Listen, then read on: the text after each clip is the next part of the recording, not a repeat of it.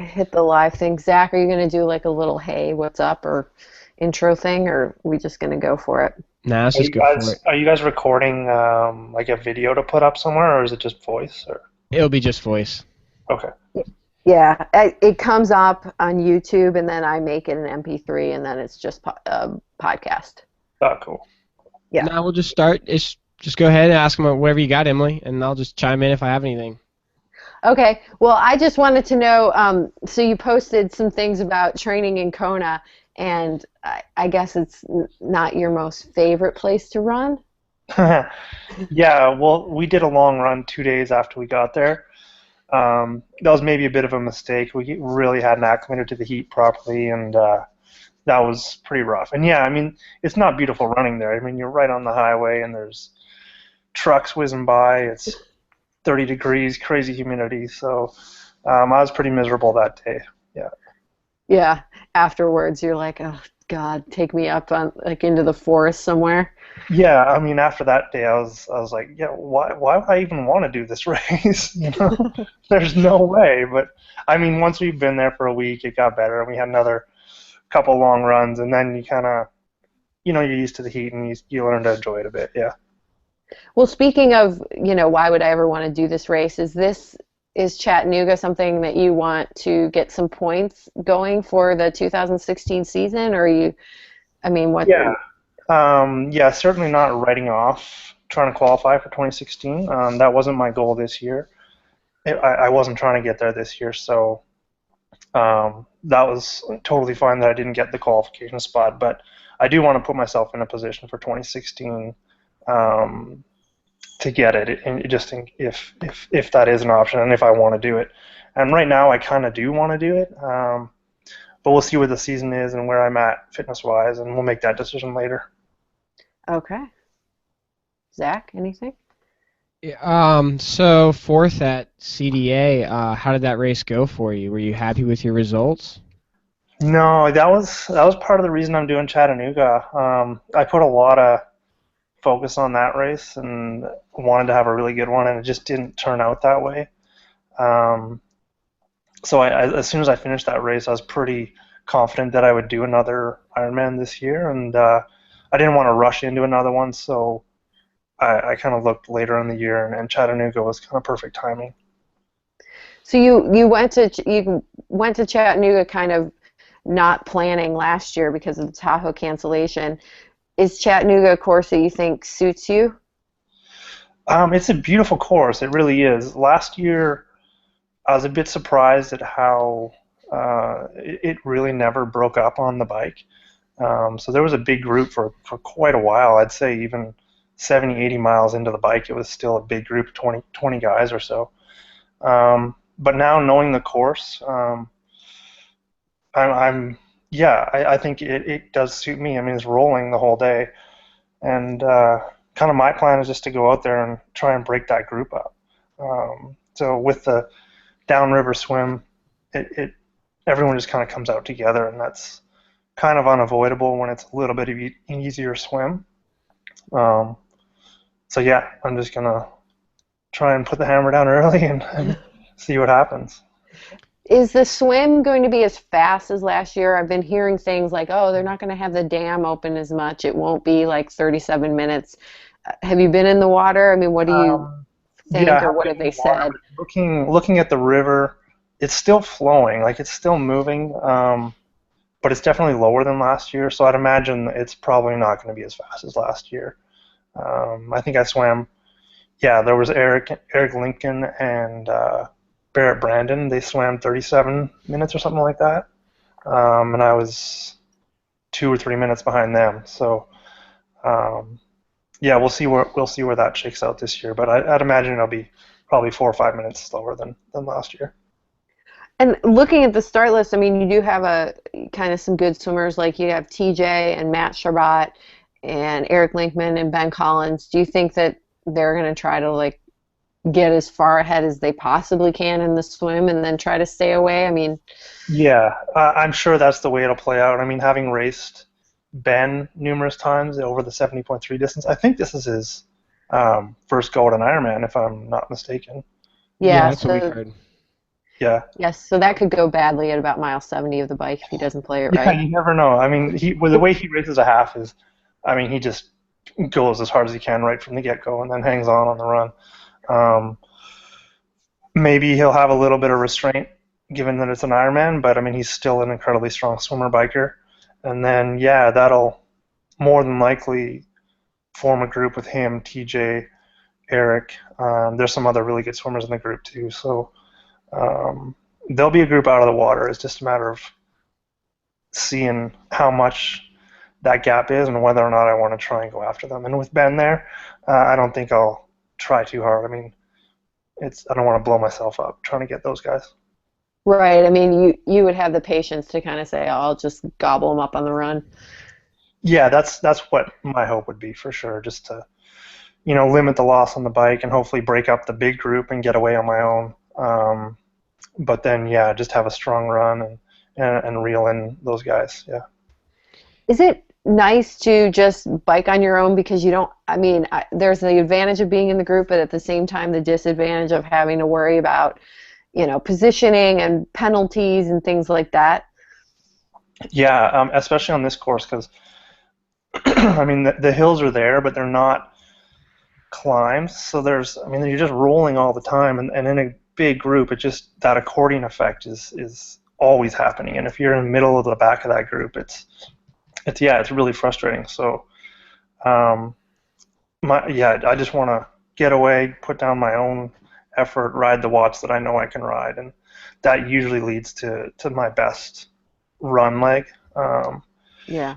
Having to deal with just like you were saying, just keeping the gaps and making sure you're not getting a penalty and getting back on the power to stay with the group. It really can really shatter your run legs. Yeah, and it's just kind of a pain in the ass, it seems Yeah. like. Yeah, you can't it's almost more tension in your body and you just have to focus a little bit more. When you're on your own, you can just kind of zone out and just get into that semi-comfortable position and just, yeah, it can be easier. I mean, it's nice to have one or two guys, but once you start getting five or six, it's a little bit too much. Yeah, I can understand that. Um, when you're getting off the bike, is there a certain, position or time deficit or ahead that you'd like to have that you'd be happy with? Um, it depends on the guys. I mean, if I, TJ's here, but he doesn't race very much, so I don't really know what kind of form he's in. If he's in Ironman Mont Tremblant form like he was last year, he's going to be pretty tough to handle. But yeah, I don't want to be more than 5 minutes back of those guys. I think 5 minutes is kind of a comfortable position that if I have a good run, I can reel them in. And then, I mean, looking in the big group that'll probably come out of the water together, there's some good runners in there too. So I got to keep an eye on those guys that are probably going to run faster than what I will. Who would, like, are you thinking like Max Charbat maybe? Well, He's, I mean, he's such a good swimmer. He'll probably be in that lead group. But here, I'm just looking through the list here. Who was it? Um, Scott DeFilippis. yeah, exactly. Yeah, that was the name I was reading earlier. He's a really strong runner.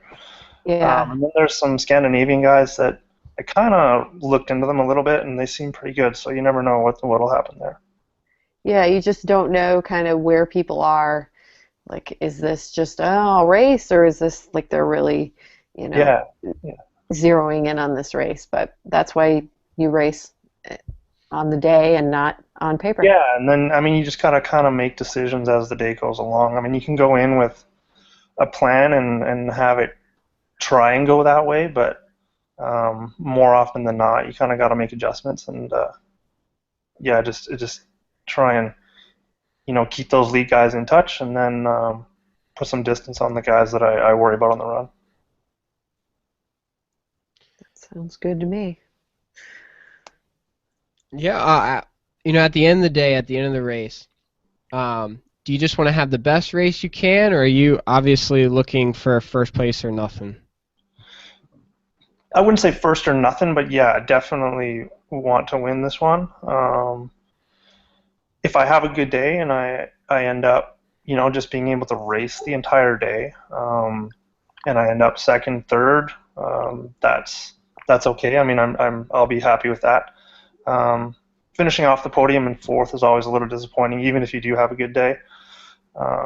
So definitely, yeah, goal is to win, and podium I'd be happy with, provided that I, can race strong and just have a good run. Really, that's kind of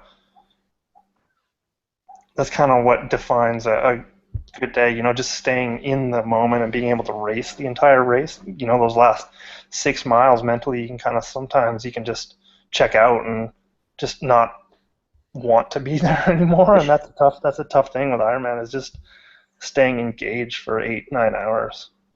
Do you think that's a low blood sugar moment, or is it like, oh God, I've just been out here for Yeah, 7.5 hours moment?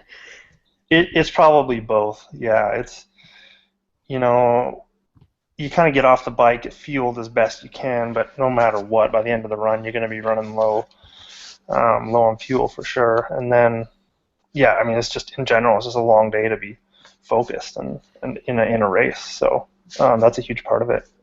Yeah, I've been reading The Habit Project. I don't know if you've read that book, but they were talking about willpower and how if you're forced, to kind of use your willpower all day, like it's hard to do anything else after that, like trying to do an athletic test or something. And it's the same thing. I think your mind gets tired a little bit, and you have to focus on staying focused. Yeah, definitely, definitely. I mean, it's nice on the bike if you can just have those moments to. I mean, you're not really relaxed because you're trying to stay on the power, but I mean, just shut your mind off and just kind of think of some other things for a little while, and then zone in and focus really on the task at hand when you need to, and try and save something for that last hour of the run is huge. Yeah. Do you try to do mental math problems while you run to make sure? I notice when I'm starting to get really tired or low on blood sugar, like my math gets bad. So that's kind of like my indication I need to take a gel or take some sugars. Do you do that kind of stuff? I haven't, but maybe that's a good thing to try. I mean, that's a problem I have in an Ironman is telling I just can't feel what my body needs. I know certain athletes, like Heather, my wife, she's really good at that. She can tell at every aid station. She's like, okay, I need a gel, I need water, I need salt. I don't know why I can't sense that in a race. In training, I'm totally fine, but in a race, um, I just can't feel myself getting hungry until it's way too late. So I have to Right. have a plan, and I have to just try and stick with it as best I can. Yeah. Um, but yeah, maybe that's a good thing to try. If I can't do a 2+2, then maybe I should take a gel. Yeah, because I think, the synapses in your brain start working a little bit not as Yeah, quickly. So right. you get foggy. So I always kind of quiz myself a little bit. Yeah, I'll think about that on Sunday. Yeah. Yeah, maybe, taking your mile splits is always a good one. Like if you can figure it out, but if it takes you forever to be like, was that a 6:35? That kind Yeah, of stuff. yeah. Right. I don't know. That's just me. Yeah, finding ways to stay engaged, and yeah, just figuring out how to know when you're in need of something, whether it be backing off the effort or taking in calories or water. Yeah. Do you use first endurance the whole time, or if you feel like, I don't know, something else, will you grab it as an aid station, or do you just stick with your first endurance the entire Yeah, time? I stick with the first endurance as much as I can. In Coeur d'Alene, I had all my bottles made up, and I grabbed 3 more bottles in special needs. Um, Grabbing 3 bottles in special needs was a little bit tough, even at that aid station where you're going, or that special needs station where you're going really slow. This one here, you're really just flying through the special needs aid station. So I'm trying to figure out a way to put enough calories on my bike and not have to rely on that special needs station. So worst case, I might end up having to grab some on-course gel or on-course drink. And then on the run, yeah, I'd carry a flask with the calories that I need. In Coeur d'Alene, I undershot that a little bit. I've been racing well in a 70.3s with a lower caloric plan, and I kind of put that to test at Ironman Coeur d'Alene, and yeah, it didn't go so well. late in the run. I should have had more calories. So that's the plan here, is just to kind of up the calorie intake. I carry it in a flask, and then I just grab water at the aid stations. Okay, so no Little Debbie snack cakes at the aid stations. No, certainly nothing solid, nothing like that. I've had Red Bull before, and I don't mind that. That seems to sit fine. Um, the Coke I leave right until the very end, like maybe the last 2 or 3 miles. I find that doesn't sit very well with my stomach. Some people can drink it all day. I as soon as I touch it, it's just my stomach starts to go bad, and then I don't mind the Encore sports drink if I have to. Well, that's good. You have some flexibility there. Yeah. I think we're good. Cool. That was good.